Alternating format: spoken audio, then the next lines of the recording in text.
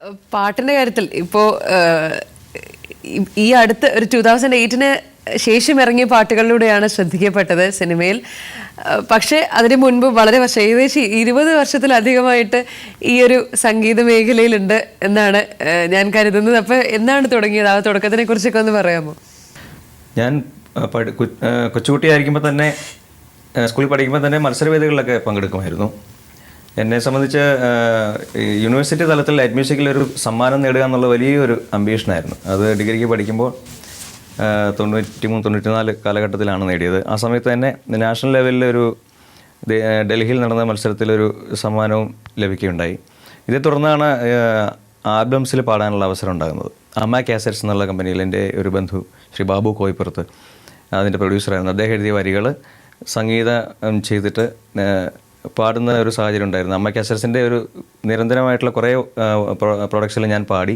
അതെന്നെ സംബന്ധിച്ചൊരു എൻ്റെ ഒരു തട്ടകമായിരുന്നു. എനിക്ക് ആദ്യകാലത്ത് ഒരു ബഡ്ഡിംഗ് സ്റ്റേജിൽ ഉള്ള ഏറ്റവും വലിയ ഒരു അനുഭവമായിരുന്നത്. അങ്ങനെ ഇരിക്കുമ്പോൾ തന്നെ അതിന് കോളേജിൽ പഠിക്കുന്ന കാലത്ത് തന്നെ പ്രൊഫഷണൽ ഗാനമേള ട്രൂപ്പുകളിലൊക്കെ പാടിയിരുന്നു. Muvattupuzha angel voice, Tripunithura Shruti orchestra, Cochin CAC, Cochin വോക്ക്, അങ്ങനെ 5-6 വർഷം അങ്ങനെയും പാടിയിരുന്നു. അങ്ങനെ ഇരിക്കുകയാണ് ഈ 99-ൽ ഓടുകയും പിന്നെ കുറച്ച് തിരക്കാകുകയും ചെയ്തു. അങ്ങനെ 2002-ലാണ് ആദ്യമായിട്ട് ഞാൻ സിനിമയിൽ പാടുന്നത്. നിസാർക്ക ഡയറക്റ്റ് ചെയ്ത കായംകുളം കണാരൻ എന്ന സിനിമയിൽ.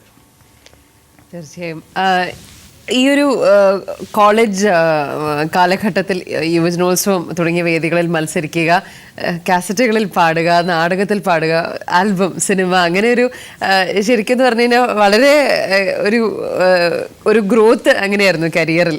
വളരെ കുറച്ച് ആൾക്കാർക്ക് മാത്രമേ എനിക്ക് തോന്നുന്നു ഇന്നത്തെ ഒരു കാലഘട്ടത്തിൽ ഇത്തരം ഒരു അവകാശപ്പെടാൻ കഴിയുള്ളൂ. അപ്പോൾ എന്താണ് ഇതിനെക്കുറിച്ച് പറയാനുള്ളത്? ആ ഒരു യാത്ര എങ്ങനെയായിരുന്നു, ഇതുവരെയുള്ള ആ ഒരു യാത്രയെക്കുറിച്ച്?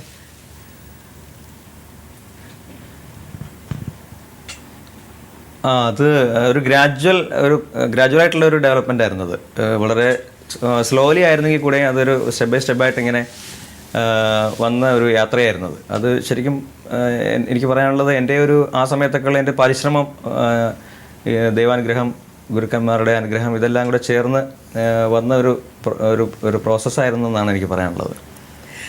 ഇന്നത്തെ കാലത്ത് പറയുമ്പോൾ പെട്ടെന്ന് സ്റ്റാർ ആകാനും ശ്രദ്ധിക്കപ്പെടാനുള്ള ഒരു സാഹചര്യം ഇപ്പോൾ ഉണ്ട്. കുട്ടികൾക്ക് TV ചാനൽസിൽ കൂടെയൊക്കെയും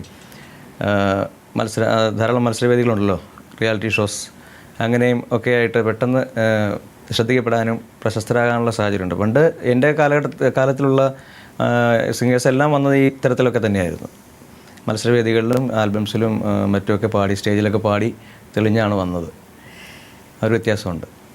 ഇപ്പോൾ വേദികളിൽ പാടുന്നതിനെ കുറിച്ച് പറഞ്ഞു. പെട്ടെന്ന് ഓർമ്മ വരുന്നത്, കുറച്ച് നാൾ മുൻപേ സംവിധായകൻ കമൽ, അദ്ദേഹം ഡയറക്റ്റ് ചെയ്ത് അഫ്സൽ യൂസഫ് തന്നെ നടത്തിയ ഒരു ഷോ, അതിൽ പ്രമദവനം പാടിയത് നല്ല ഓർമ്മ വരുന്നു. അപ്പോൾ ആ പാട്ട് ഒന്നുകൂടി ഈ അവസരത്തിൽ പാടാമോ? തീർച്ചയായിട്ടും ഞാൻ പാടാം. ഇത്തരം ഗാനങ്ങൾ എന്താ പറയുക, ഒരു ഗുരുഭക്തി ഉള്ളതുകൊണ്ടാണോ എന്നറിയില്ല, രവീന്ദ്രൻ മാഷിൻ്റെ പാട്ടുകൾ, ഹെവി സോങ്സ് ഞാൻ ഒരു കാലം വരെ ഒന്നും പാടിയിരുന്നില്ല. എനിക്ക് അതിനോട് അത്ര നീതി പുലർത്താൻ പറ്റുമെന്നൊരു വിശ്വാസം ഉണ്ടായിരുന്നില്ല. പക്ഷേ സാറിനോട് അനുവാദം ചോദിച്ചിട്ട് തന്നെയാണ് ഞാൻ ആദ്യമായിട്ട് സാറിൻ്റെ തന്നെ ഒരു ചാനൽ പ്രോഗ്രാമിൽ അദ്ദേഹത്തിൻ്റെ പാട്ടിൽ ഇത്രയും ഹെവി ആയിട്ടുള്ള സോങ്സ് ഞാൻ പാടി തുടങ്ങിയത്. പ്രമദവനത്തിൻ്റെ പല്ലവി ഞാൻ പാടാം. പ്രമദവനം വീണ്ടും ഋതുരാഗം ചൂടി, പ്രമദവനം വീണ്ടും ഋതുരാഗം ചൂടി, ശുഭസായാഹ്നം പോലെ തെളിദീപം കളിനിഴലിൻ കൈക്കുമ്പിൽ നിറയുമ്പോൾ എൻ പ്രമദവനം വീണ്ടും ഋതുരാഗം ചൂടി.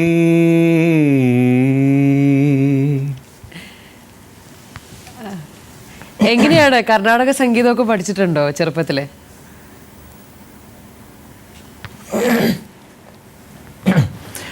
കുട്ടിയായിരിക്കുമ്പോൾ തന്നെ വീട്ടുകാർ പഠിക്കാൻ ചേർത്തിരുന്നു. ഒരു 10 വയസ്സുള്ളപ്പോൾ തൊട്ട് പഠിക്കുന്നതായിരുന്നു. അടുത്ത കാലം വരെ സ്ഥിരമായിട്ട് പഠിച്ചിരുന്നു. ഇടക്കാലത്ത് കുറച്ച് ചെറിയ കച്ചേരികളൊക്കെ നടത്തിയിരുന്നു. പിന്നെ ഫുൾ ടൈം എൻ്റെ ഒരു മേഖല ഈ ലളിത സംഗീത ശാഖ ആയതുകൊണ്ട്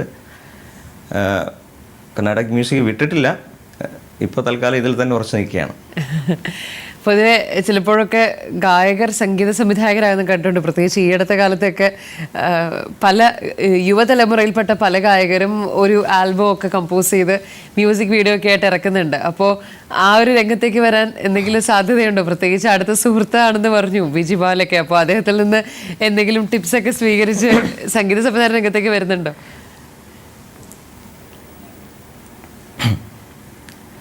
അല്ല, നേരത്തെയൊക്കെ ചെറിയ തോതിലൊക്കെ ഇങ്ങനെ സംഗീതം ചെയ്ത് ശ്രമിച്ചിട്ടുണ്ട്. ഇപ്പോൾ അർത്ഥത്തിലുള്ള ചിന്തയില്ല. ഇപ്പോൾ കൂടുതൽ പാടുക എന്നുള്ള ഒരു ലക്ഷ്യം മാത്രമേ നിലവിലുള്ളൂ. ഈ തുടങ്ങിയത് 2002-ലാണെന്ന് പറഞ്ഞു. അപ്പം പ്രത്യേകിച്ച് ഇപ്പോൾ ഒരു 20 വർഷം മുൻപേ സംഗീത രംഗത്തേക്ക് വന്നു എന്ന് പറഞ്ഞു. അപ്പം ആ ഒരു കാലഘട്ടത്തിൽ, പ്രത്യേകിച്ച് നേരത്തെ സൂചിപ്പിച്ചതുപോലെ റിയാലിറ്റി ഷോസ് ഒക്കെ വരുന്നതിന് മുൻപേ അവസരം കിട്ടാനും ശ്രദ്ധിക്കപ്പെടാനും, റിയാലിറ്റി ഷോസ് വന്നിട്ട് കൂടി ഇപ്പോൾ അവസരം കിട്ടാൻ വളരെ പ്രയാസമാണ്. അപ്പോൾ എങ്ങനെയായിരുന്നു ആ ഒരു തുടക്കകാലത്ത്? പ്രത്യേകിച്ച് 2002 കഴിഞ്ഞ് എനിക്കൊന്ന് അടുത്തൊരു സോങ് വരുന്നത് 2008-ലായിരുന്നു. അപ്പോൾ ഈ ഒരു അവസരങ്ങൾ കിട്ടാൻ അന്നും ഇന്നും ഒക്കെ ഉള്ള ആ ഒരു ബുദ്ധിമുട്ടുകളൊക്കെ എങ്ങനെയാണ് സിനിമയിൽ?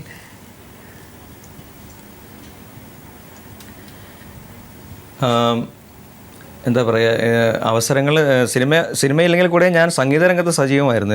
ആൽബംസും സ്റ്റേജ് പ്രോഗ്രാംസും ഒക്കെ ആയിട്ട് ഞാൻ വളരെ സജീവമായിരുന്നു. നാടകങ്ങളിലും ആ സമയത്തൊക്കെ പാടിയിരുന്നു. സിനിമ 2002-ന് ശേഷം ഒരു ഗ്യാപ്പ് ഉണ്ടായിരുന്നു.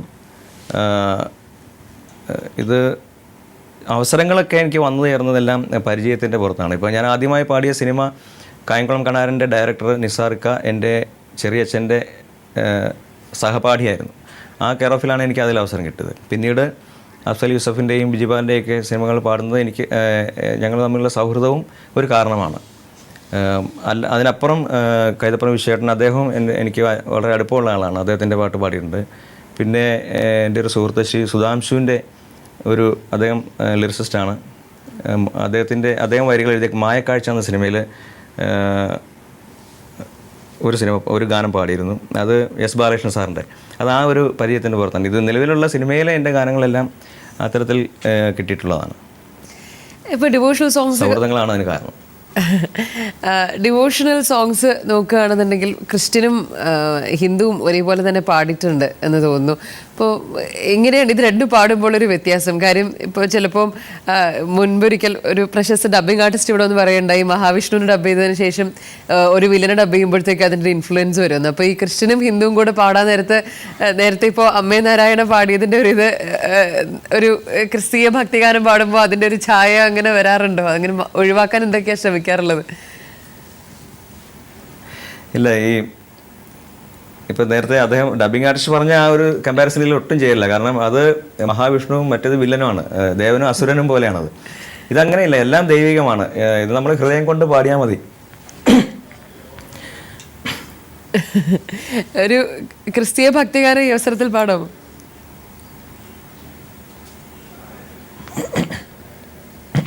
എനിക്ക് ഏറ്റവും ഇഷ്ടപ്പെട്ട ഒരു ക്രിസ്തീയ ഭക്തിഗാനം പാടാം. അത് ഞാൻ പാടിയതല്ല. കൈവെടിയരുതേ കന്യാമറിയമേ, കനിവിൻ കേദാരമേ, അമ്മേ കനിവിൻ കേദാരമേ, നീ എൻ്റെ വെളിച്ചം, ജീവൻ്റെ തെളിച്ചം, നീ എന്നഭയമല്ലേ, അമ്മേ നീ എന്നഭയമല്ലേ. എന്തൊക്കെയാണ് ഭാവി പരിപാടികൾ? സംഗീത മേഖലയിൽ പുതുതായി എന്തെങ്കിലും ചെയ്യണം എന്ന് ആഗ്രഹിക്കുന്നുണ്ടോ? അതുമാത്രമല്ല, എല്ലാവർക്കും അവരുടെ ഒരു ജോലിയെക്കുറിച്ചും അവർ ചെയ്തുകൊണ്ടിരിക്കുന്ന പ്രവർത്തികളെക്കുറിച്ചും ഒക്കെ സ്വപ്നം കാണും. അപ്പോൾ അത്തരത്തിലുള്ള എന്ത് സ്വപ്നമാണ് ഉള്ളത് കരിയറുമായി ബന്ധപ്പെട്ട്?